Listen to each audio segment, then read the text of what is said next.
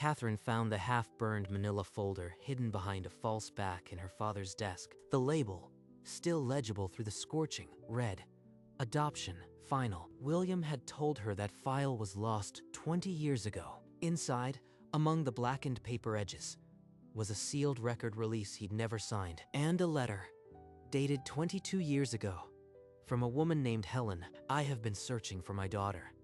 Please contact the agency if you have any information." He burned it to keep this from me. The file that held her entire origin had been reduced to ash, except what he couldn't burn completely. Why? What else did he hide? She slipped the folder into her bag. Whatever answer waited, she was going to find it. Later that night, Catherine sat on her living room floor, the charred folder open beside her. 22 years. And William told me the documents were lost. He didn't want me to find her, because then I'd stop paying Joseph's tuition every semester. Family helps family, William would say. And she had emptied her savings twice to keep the family business afloat, when William said one more quarter would save them. Donna's medical bills, month after month. The second mortgage on a house I'll never inherit. The numbers clawed at the edges of her mind. Tens of thousands, all given under the lie that the adoption file was gone. He burned my original records to keep me as a bank, a hostage wearing a daughter's name. She refolded the letter from Helen, her only thread to a past that wasn't built on obligation. She would find the agency. She would learn who Helen was and why William had been so desperate to keep them apart. The next morning, Catherine called the adoption agency and requested an urgent meeting. "I found a sealed record release that was never filed. Can it be reproduced?" The caseworker confirmed the paperwork was still active. The release could be reissued. "Is there a woman named Helen on the reunion list? She wrote a letter 22 years ago." The worker pulled a file and nodded. Helen had been registered since 2003, updating her contact every year. 22 years of waiting, and William never signed. Catherine's hand trembled as she signed the consent form to be connected. The form was processed, and a notification was sent to Helen that afternoon. She's been searching for me all this time. What if she's changed her mind? Catherine left the agency, holding a copy of the reissued release. The next move wasn't hers. 3 days later, Catherine's phone buzzed with a message from the adoption agency. "Contact made. She will call." This is Catherine. Catherine, it's Helen. I've waited a long time for this call. They spoke for only a few minutes. Helen asked to meet the next day. Her voice was careful, almost afraid of the answer. Catherine arrived early. She chose a corner table where she could watch the door. Her heart hammered against her ribs. At exactly 2 o'clock, the door swung open. A woman in a charcoal blazer entered, silver-streaked hair catching the light. Catherine stood, and their eyes locked. The air in the room felt thin. Helen walked over and placed a thick folder on the table. Her fingers lingered on the worn edge. Catherine recognized the label. Original adoption record. You kept my original file. Everything, every document, every card I never sent. But right now, I just need to see you. Helen opened the folder and drew out a thick, official document. I am a senior partner at a litigation firm. I've been searching for you since the day you were adopted. She placed the adoption file on the table. Every page intact, including the original birth certificate. It's all there. He told me it was lost. And there's more. I started a college fund when you were born. A small seed that I hoped one day you'd use. She slid a statement across the table. The number at the bottom was circled in pencil. $310,000. And William never told me. Is this real? You are telling me there's been a fund waiting for me my whole life? It's real. I never stopped believing you'd find me. I've added to it every year. Catherine stared at the number, her breath shallow.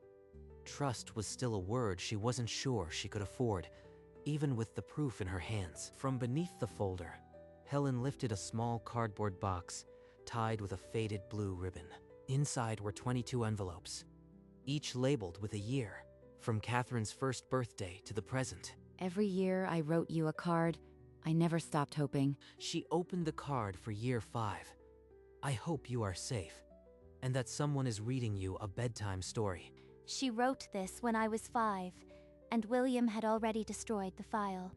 Catherine opened another envelope, this one from when she turned 12. The message was shorter. I know you are out there. Please don't give up on me. Why didn't you fight harder? Try to find me through the courts. I tried. The sealed records made it impossible without William's signature.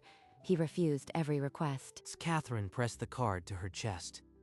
The years of silence suddenly had a shape, and it wasn't just William's doing. Catherine carried the box of cards and the original file into her apartment and set them on the table. She placed the half-burned folder beside the pristine one.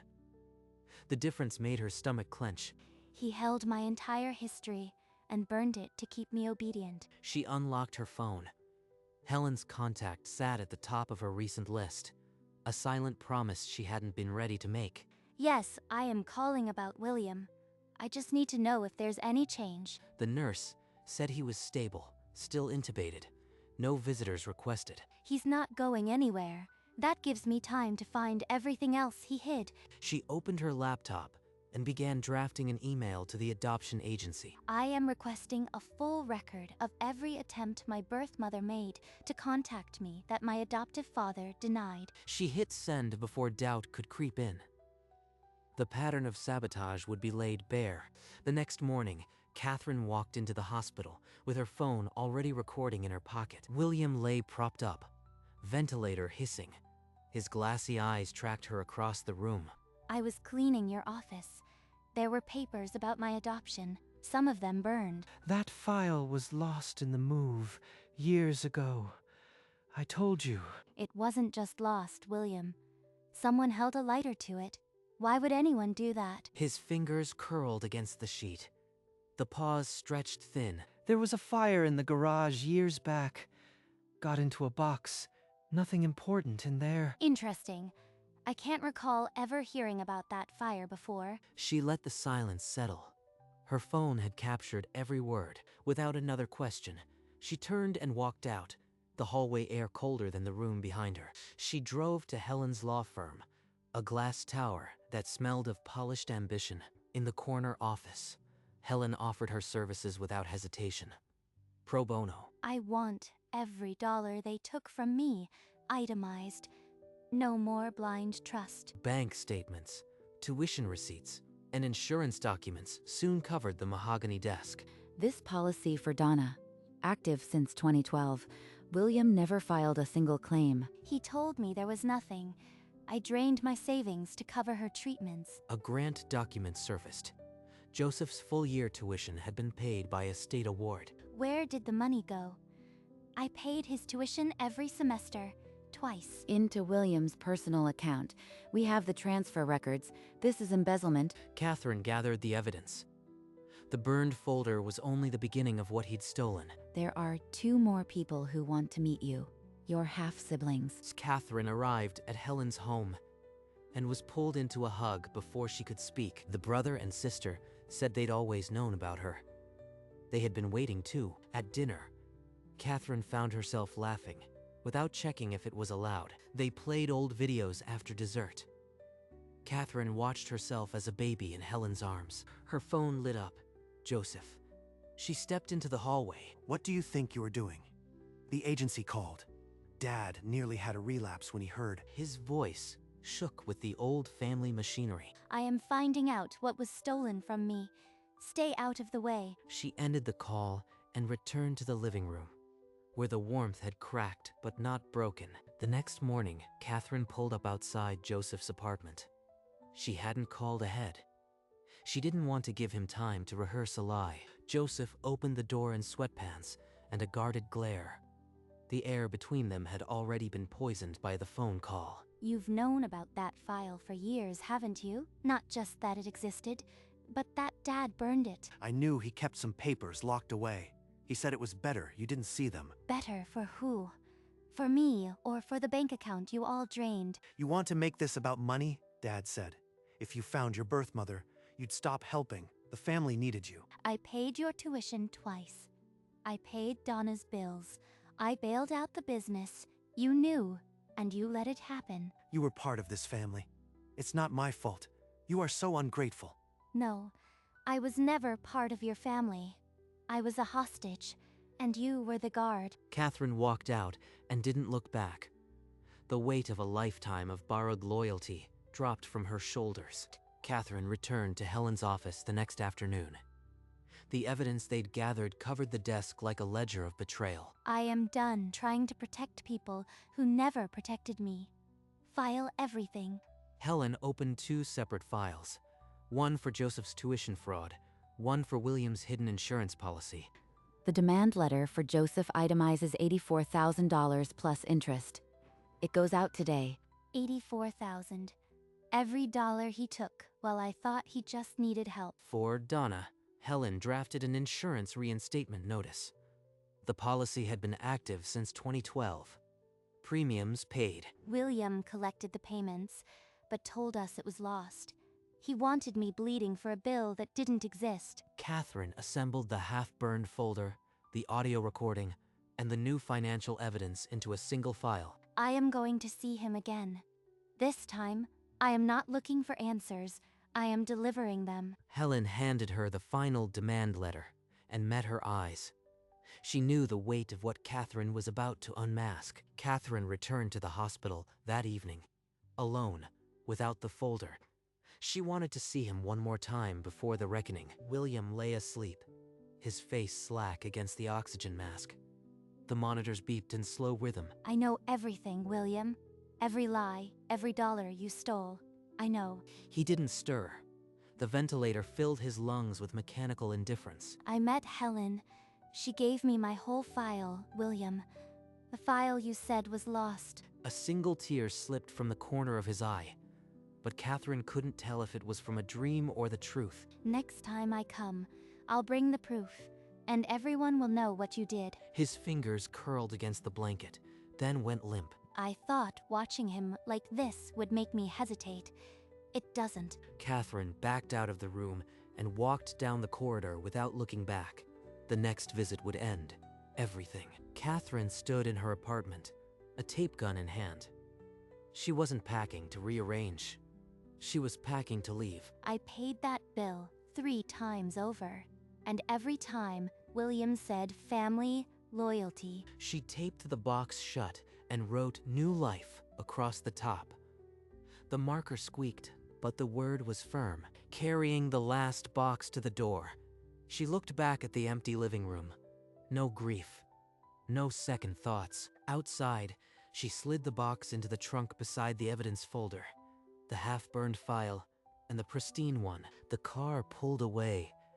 In the rear view, the building shrank until it was a gray blur she didn't watch. I am not sad. I am not even angry anymore. Just done. She'd packed only what mattered.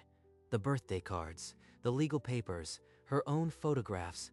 Nothing else was hers. The smallest box, stuffed with envelopes and a faded ribbon, rode in the passenger seat like a passenger itself. She locked the apartment door for the last time. By nightfall, she was at Helen's, a new key already warm in her hand. Helen opened the front door before Catherine could knock. The key she pressed into Catherine's palm was still warm from her pocket. The guest room wasn't just a bed. Fresh flowers, a quilt her half-brother had picked, a frame empty and waiting for a photograph. The next morning, Catherine found herself grating carrots beside her half-sister. No one asked her to help. She just did. At breakfast, she learned her half-brother had the same habit of tapping his fork before speaking. It felt like a language she'd missed. I keep thinking about all the ordinary days that were stolen. I can't get them back. No, but we get the ones ahead, and they don't have to look like before. That name I've carried all these years isn't mine. It was a label William put on a hostage. She found Helen in the living room, the box of birthday cards open on the coffee table. I want to change my name. Legally. I want to be Catherine with your surname. Helen's composure broke into a smile that held 22 years. She handed Catherine the pen. The certified letter hit Joseph's apartment on a Tuesday. He tore it open standing in the doorway. $84,000. She's delusional. Catherine saw his name flash on her phone and let it ring until it stopped. A moment later, a text arrived from her. Itemized statement attached. The grant records are with your attorney. Joseph read it, then crumpled the demand letter into a ball. His fist shook, miles away. Donna received a thin envelope from the insurance company. They're saying my policy never lapsed. All those years, William told me it was gone. She called the number on the letterhead. The agent confirmed. The policy had always been active. Premiums paid by payroll deduction. At the hospital, the nurse at Williams Station took a call from a legal firm and jotted a note. Even without reading it, Catherine knew the truth was finally reaching his room. Catherine sat on the edge of her new bed at Helen's. The half-burned folder open beside her. I used to think I needed his apology.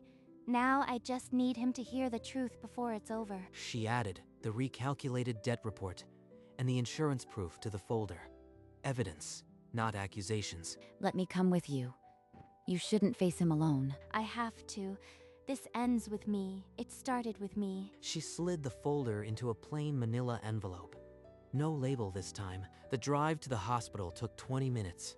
She didn't turn on the radio. In the parking garage, she sat for a full minute, hands on the wheel. I am not afraid of him. I am afraid I might feel sorry for him, but I won't. She grabbed the envelope from the passenger seat and stepped out into the sterile afternoon light. Catherine walked through the hospital corridors, the envelope pressing against her ribs like a second heartbeat. William was awake, propped against the pillows. Ventilator hissing in the quiet room. She set the envelope on his bed tray and pulled out the half-burned folder, the one he tried to destroy. I met Helen. She gave me every page of my adoption file. The one you said was lost in a fire. William's chest hitched against the ventilator. A tear slid down his cheek, but Catherine didn't cry. Donna's insurance never lapsed. You cashed the premiums and let me drain my savings for years. Joseph had a full tuition grant, and you took every dollar I paid. Twice. His hand lifted an inch from the blanket, reaching for hers. Catherine stepped back. I am not here for an apology. I am here to make sure you know that I know, and I am done. She left the folder on the tray, its burned edges a landscape of the lies he'd never admit. I am moving in with Helen. She's my family now. The one you tried to erase, and I am changing my surname to hers. As soon as the paperwork clears. Catherine let the words hang in the sterile air. This was the goodbye she hadn't written, but had learned to mean. She walked into the corridor, and the door clicked shut behind her. No hand reached out. No voice called after. I thought leaving would feel like grief. It feels like air. She leaned against the wall for just a moment, letting her shoulders drop, the weight of years dissolving. No more debts. No more lies. No more him. Back in the room, William stared at the burned folder, a tear trailing into the ventilator tube. But Catherine didn't see it. She walked past the nurse's station, through the automatic doors, and into the afternoon sun. She didn't look back. The woman who walked out was not the same woman who had walked in. She was lighter, sharper, someone's real daughter at last. A week later, a court-ordered payment schedule arrived at Joseph's door. They can't force me to pay this back. I'll fight it. But the attached evidence was irrefutable. His lawyer advised him to comply. Donna received her updated insurance card with a letter confirming continuous coverage since 2012. It's hard to believe William lied about this for so many years. The new policy meant her ongoing treatments would be covered without Catherine's sacrifices. Catherine opened a heavy envelope from the financial institution. The college fund, $310,000, was now in her name. Not revenge, just the truth catching up, and my future back. She set the statement beside the box of unsent birthday cards and the half-burned folder. The ledger of what was stolen now balanced. Not with anger, but with evidence. The name change petition was granted without contest. Catherine picked up her new driver's license at the courthouse. Catherine Renner. Not the name he gave me, the one she always wanted me to have. The printed letters felt like a title she'd finally earned. She traced them with her thumb. That evening, the dining table was crowded with bowls and laughter. Helen raised her glass. To Catherine Renner. To new beginnings, and to the daughter I never stopped believing I'd find. Glasses clinked. Catherine caught her half-sister's grin and felt the kind of happiness that doesn't ask permission. I used to think family meant obligation. This is something else entirely. She tucked the license into her wallet beside a photo of her and Helen. No space left for the past. She stood in her doorway, the key Helen had given her weeks ago, heavy in her pocket, but not in a burdensome way. This was home. Not a place Dad had built, but a name she'd chosen. And a family that had waited. In her room, Catherine set 2 small frames on the windowsill. One held an old photograph of a child with blonde hair.